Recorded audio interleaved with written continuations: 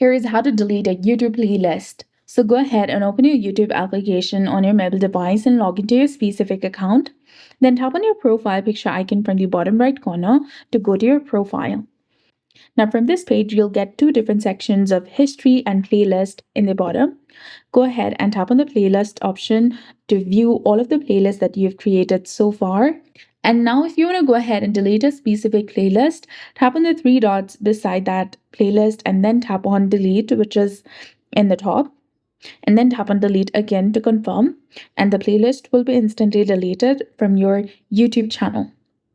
If you want to go ahead and delete a specific video from that playlist, open the playlist, tap on the three dots beside the video that you want to delete, and then tap on remove from that specific playlist and tap on OK to confirm, or it will be automatically hidden or removed from the playlist. So that's it. I hope you found this video helpful. If you did, please like, share, and subscribe. Thanks for watching. We'll see you again in the next one.